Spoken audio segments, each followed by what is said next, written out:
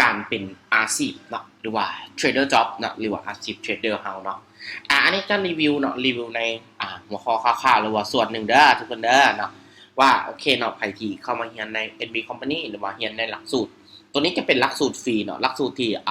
คอร์สหนึ่ง500 USDT ต่อ1คนท่านตัวนั้นขอบ่ได้รีวิวลงในโลกอินเทอร์เน็ตเด้อทุกคนเด้อตัวนี้เป็นหลักสูตรที่ฟรีเนาะอันนี้ก็เป็นหัวข้อคร่าวๆเนาะที่ว่าโอเคเจ้าเข้ามาแล้วเจ้าจะได้เรียนอย่างต่างๆเนาะเนาะไฟผู้ใดที่เข้ามาแล้วเนาะเบิ่งคลิปนี้แล้วเนาะเป็น FC ของช่อง NB ของช่อง DK น้ำ1เนาะแล้วก็ไอ้น้องทีมงานเฮาเทรดเดอร์แล้วก็ทุกๆคนเนาะสิ่งหนึ่งเนาะสิ่งที่เจ้าต้อง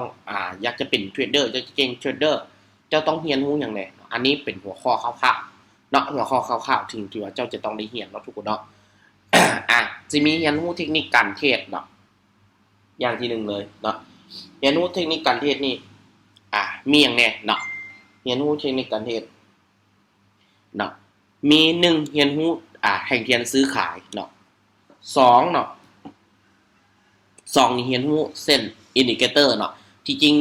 มันจะเป็นอินดิเคเตอร์รวมทั้งเบิดที่ต้องใช้เนาะในการวิเคราะห์อย่างต่างๆแต่ว่าอันเนี้ยนำยกตัวอย่างว่าค่าหาเป็น F trading จะต้องได้รู้เป็นหลักเนาะก็คือ SMA 5 SMA 10เนาะแบบนี้เป็นต้นเนาะแล้วก็เรียนรู้แนวรับแนวต้านหาจุดซื้อจุดขายเนาะตัวอย่างว่าเรียนรู้แข่งกันซื้อกันขายเนาะก็สิมีในส่วนของเทียนเขียวแม่นหยังเนาะซื้อแดงเด้เป็นเทียนขายแล้วเนาะบัดนี้วอลลุ่มซื้อวอลลุ่มขายเฮ็ดแนวใดจึงหรือว่าสาเหตุหยังที่เกิดจากเทียนเทียนจึงมีการหูดขึ้นหูดลงอีกต่างๆเนาะจิตวิทยาของหลักการเบิ่งถึงเทียนเด้เขาจะเบิ่งแนวใดเนาะเทียนบ่สามารถระบุได้ชัดเจนว่าเทียนนี้ต้องต่อไปต้องมันเป็นต้องเปลี่ยนเป็นแบบนี้แต่ว่าจะอาศัยการรวมแท่งเทียนหรือว่าการบวกเทียนหลายเทียนเนาะมาวิเคราะห์ตลาดนำกันเนาะฉะนั้นตัวที่2เนาะ SMA 5 SMA 10หรือว่าอินดิเคเตอร์เนาะคืออินดิเคเตอร์เนาะอินดิเคเตอร์จะไล่มาจากแห่งซื้อวอลลุ่มขายของตลาดเนาะถึงว่าวอลลุ่มซื้อหลาย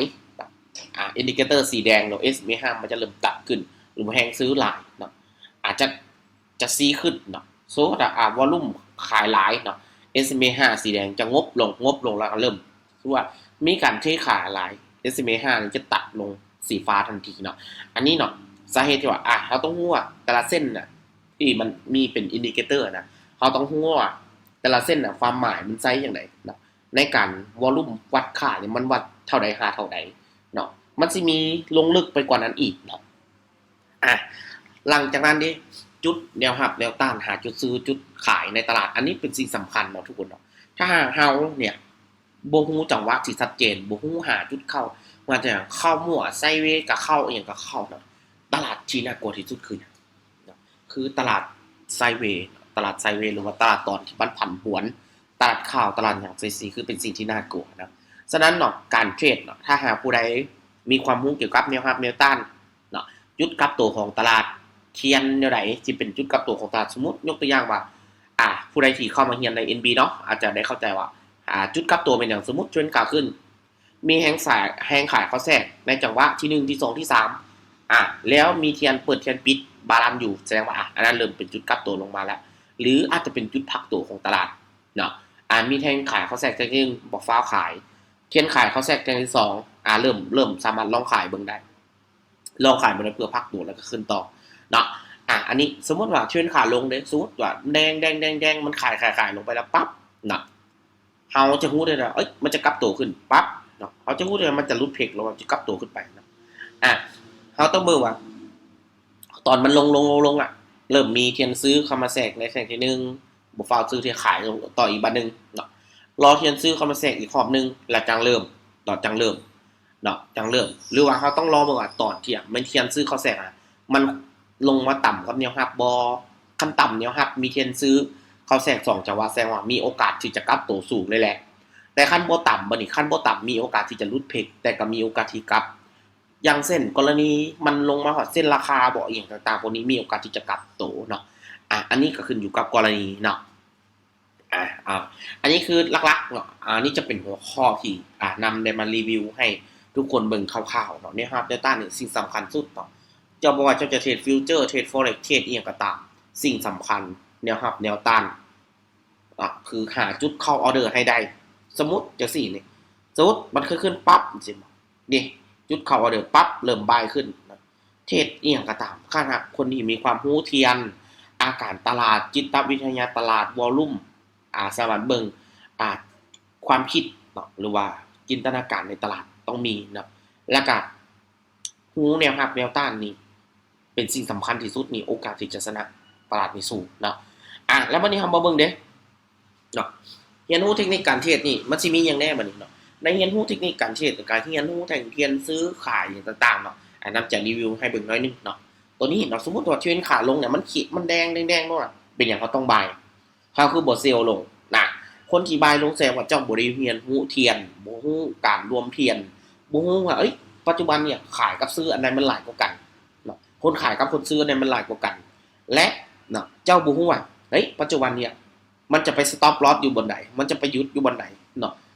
แสดงว่าคันเจ้าบ่ได้เรียนรวมเทียนบ่ได้เขียนหยังพวกเนี้ยเจ้าสิบ่รู้เนาะเทียนนี่มันมีหยังบทเรียนเทียนของนำก็มีอีกต่างหากเนาะอันนี้จะเป็นรีวิวคร่าวๆเนาะก็หลายๆอย่างเนาะตัวนี้หลักสูตรพวกนี้จะเป็นเรียนฟรีเนาะสำหรับในกลุ่มของ MB Company ของเราเนาะเนาะฉะนั้นเราต้องรู้ก่อนว่าการที่มันจะรีเจ็คราคาลงแบบเนี้ยมันหมายถึงหยังเนาะการที่มันตันแบบเนี้ยมันหมายถึงหยังเนาะในแต่ละรูปแบบของเทียนเนี่ยเขาต้องรู้ให้มันเข้าใจก่อนว่าสาเหตุหยังยกตัวอย่างว่าแบบนี้เนาะมันเคยขึ้นไปปั๊บแต่มันหูดลงแสดงว่ามีการดันราคาขายลงมาเนาะมีการหูดราคาขายลงมาการที่มันจงไส้สิเนาะมันบ่ได้แม่นว่ามันขึ้นต่อบ่ได้มันยังมีโอกาสที่จะขึ้นต่อแต่ว่าบัดนี้มันเทียนตันบัดนี้เทียนตันเขาต้องมาเบิ่งว่าฐานของแท่งส่งอีกทีนึงเนาะคันเทียนตันแบบนี้เขาต้องมาเบิ่งฐานของแท่งส่งแล้วเขาจะรู้ว่ามันจะขึ้นไปต่อได้เนาะคันเทียนมีไส้แบบนี้เขาต้องเบิ่งแล้วแหละว่าโอเคตลาดมีโอกาสจะไปต่อหรือมันไปคุมกับแนวรับแนวต้านบ่คันมันไปคุมปุ๊บบ่เหลือมันยังบ่จับบ่เขาก็ต้องเบิ่งเนาะสมมุติในกรณีนี้เทรนขาลงปั๊บบางคนมันรีเจ็คราคาขึ้นมาละมันปฏิเสธราคาขึ้นมาละคิดว่ามันจะกลับตัวละซื้อสุดท้ายเสียเบิดเนาะฉะนั้นเจ้าต้องเข้าใจความหมายของหลักการเทียนพวกนี้เนาะแล้วเจ้าจะรู้ว่าเจ้าจะเทรดจังได๋ให้มันมีกำไรเนาะอันนี้คือเรียนรู้เทคนิคการเทรดเนาะที่จริงมันจะมีหลายกว่านี้เนาะเอาคร่าวๆเนาะหลังจากเรียนรู้เทคนิคการเทรดเนาะในแบบนั้นแล้วอันนี้เรียนรู้SMA มือใหม่ๆยังต้องหาเงินจังได๋เนาะอันนี้คือเป็นวิธีการเนาะสมมุติเทคนิคนี้ทุกคนที่เข้ามาเบิ่งในคลิปของน้ำได้เนาะทุกคนเข้ามาเบิ่งคลิปของน้ำได้เนาะทุกคนเข้ามาเบิ่งคลิปของน้ำได้นี่โอเคเนาะจะสามารถที่จะเอาวิธีการนี้ไปใช้หาเงินได้เนาะจะสามารถเอาวิธีการนี้เข้ามาใช้หาเงินได้อย่างเช่นเนาะ SMA 5ตัวเนี้ยตัดขึ้นเนี่ยสีแดงตัดขึ้นแบบนี้ทุกคนบายขึ้นเนาะและการรอ SMA 5สีแดงเนี่ยตัดลงเซลล์ลงนะ SMA 5สีแดงเนี่ยตัดขึ้นบายขึ้นอย่างเดียวเนาะแล้วก็สีแดงเนี่ยตัดลงเซลล์ลงเนาะมันแบบนี้เลยเนาะวิธีการนี้ไผที่อดใจรอได้หรือไผอยากจะหาเงินเป็นอาชีพใช้วิธีการนี้นะทุกคนเนาะอันนี้แหละคือวิธีการหรือว่าจังหวะหรือว่าแนวทางที่ทุกคนต้องหาเงินเนาะทุกคนต้องมีเนาะทุกคนต้องมีแล้วก็คนที่ต้องหาเงินเนาะวิธีการนี้จะให้ทุกคนเนี่ยหาเงินง่ายขึ้นมีวิธีการง่ายๆขึ้นแล้วก็สามารถหาจุดซื้อจุดเข้าตลาดเทรนขาขึ้นขาลงต้องบายหรือต้องเซลล์คลิปเนี่ยนำได้บอกให้แล้วไผที่ยังบ่มีวิธีการหาเงิน2ทางเนี่ยวิธีการเนี่ยคือวิธีการหาเงินคือว่าคลิปนี้เอาเป็นวิธีการหาเงินให้กับคนเนาะบางคนก็บ่ได้อยู่ทีมของ MB Company นำแต่อยากมีโอกาสเข้ามาเรียนกับนำแต่ก็บ่ได้มีโอกาสเนาะแต่ว่านำก็ให้2ทาง YouTube เป็น2ทางที่มีโอกาสอย่างน้อยก็ได้เรียนกับคลิปของนำก็ยังดีเนาะอยู่ไสก็ได้เนาะอยู่ในทีมใดทุกคนอยู่ในทีมใดอยู่ได้เบิดเนาะแต่ว่าให้หาเงินได้สิ่งสำคัญเนาะและลีดเดอร์ก็คือกันทุกคนที่ทุกคนลีดเดอร์ทุกคนก็คือกันเนาะเวลาที่เฮาเอาเขาเจ้ามาเป็นลูกทีมเฮาแล้วเฮาก็ต้องดูแลเขาเจ้าต้องช่วยเขาเจ้าต้องสอนเขาเจ้าให้เขาเจ้าหาเงินให้มันได้เนาะคันเฮาว่ามันขึ้นกับใจมันขึ้นกับใจคันขึ้นกับใจอย่างเดียวเนาะเฮาเขาบ่มีความรู้เลยมีแต่ใจนะใจนั่นแหละสิพาเจ้าจนลงเนาะทุกคนเนาะใจอย่างเดียวบ่ได้ในวงการของการเทรดมันต้องมีความรู้ไปนำเนาะฉะนั้นทุกคนที่เข้ามาเนาะต้องศึกษา ให้มันดีๆเนาะต้องศึกษาให้มันดีเนาะแล้วก็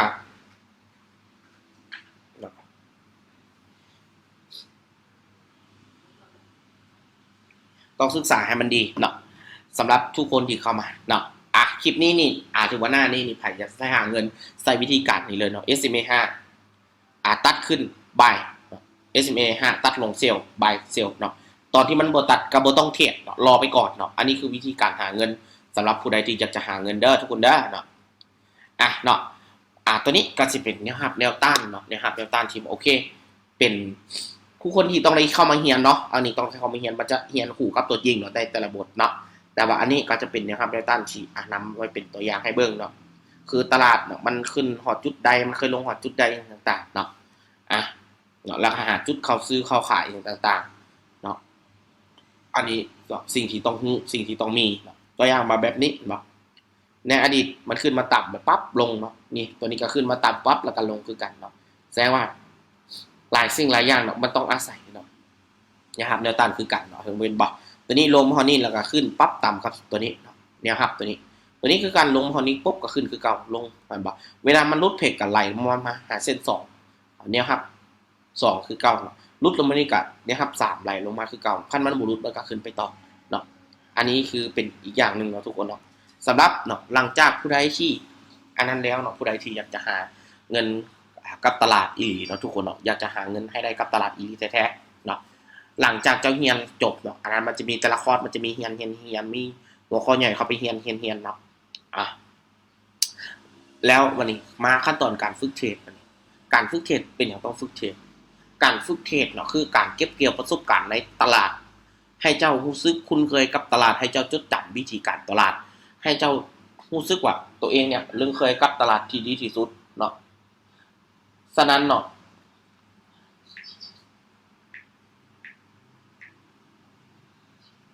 ฉะนั้นทุกคนเนี่ยต้องเข้าใจก่อนเนาะว่าฝึกเทรดต้องฝึกมือใหม่เข้ามาบ่อยากฝึกเลยเทรดเลยเสียบางคนเสีย300 3,000เท่าไหร่ก็อยากนำถามว่าเสียเท่านั้นน่ะฮู้หยังแน่บางคนน่ะ SMA 5 SMA 10ก็บ่ฮู้เป็นลีดเดอร์บ่ฮู้หยังเลยแล้วเอิ้นตัวเองว่าเป็นลีดเดอร์ได้จังไดเนาะทุกคนเนาะฉะนั้นเนาะเราต้องรู้ข้อมูลก่อนต้องรู้ก่อนเนาะต้องรู้ข้อมูลต้องผ่านการฝึกเนาะสมมุติขั้นตอนการฝึกนี่บัญชีทดลองเนี่ยเดือน1เสมอ100ไม้เบิ่งเนาะแล้วจดบันทึกสถิติการเทรดเบิ่งใน100ไม้นะจะต้องชนะเกิน60ไม้หรือ60%ขึ้นไปเนาะแบบนี้เป็นต้นเนาะแล้วก็หลังจากผู้ใดที่เฮ็ดได้ปั๊บจะก็เรียนรู้การบริหารทุนบริหารเงินอย่างต่างๆเนาะอันนี้ก็ว่ากันไปเนาะก็ว่ากันไปเนาะอันนี้มันสิมีว่ากันไปเนาะมันสิมีหัวข้อแต่ละจะมีหัวข้อจะมีสอนย่อยอีกต่างหากไปเนาะหลังจากนั้นอันนี้คือวิธีการเดินเงินการบริหารทุนต่างๆบ่เนาะขั้นตอนสุดท้ายในเมียเฮาเรียนฝึกงานสุดท้ายลงตัวจริงลงมือหาเงินเนาะฝากเงินเข้าบัญชีตั้งเป้าหมายในการเทรดแล้วก็โน้ตข้อผิดพลาดการเทรดไว้แล้วก็เทรดบัญชีจริงในการหาเงินเท่านี้อันนี้คืออาชีพของเทรดเดอร์เนาะแต่ว่าก่อนจะผ่านขั้นตอนการเรียนการฝึกมามันต้องใช้เวลาเนาะมันต้องใช้เวลาก่อนจะเข้ามาชนะหาเงินได้มันต้องใช้เวลาทุกสิ่งทุกอย่างบ่มีอย่างที่ได้มาง่ายๆนะทุกคนเนาะฉะนั้นมันต้องอดทนและก็สู้จนแท้ๆเนาะคนที่จะสักเซสในชีวิตตัวเองได้ได้การเทรดได้มันต้องมีระเบียบเนาะบ่แม่นใจอย่างเดียวบ่มีความรู้หยังเลยเนาะคันผู้ใดที่เข้ามาณปัจจุบันนี้นำบอกเลยว่าคิดให้ดีก่อนจะลงทุนศึกษาให้ดีเลือกให้ดีเนาะแล้วเจ้าจะมีไซกับในตลาดเนาะฉะนั้นเนาะเขาเจ้าอยากจะหาเงินในตลาดได้ทุกๆวัน1เลยห้ามลง2เลยเนี่ยต้องหยังเนาะ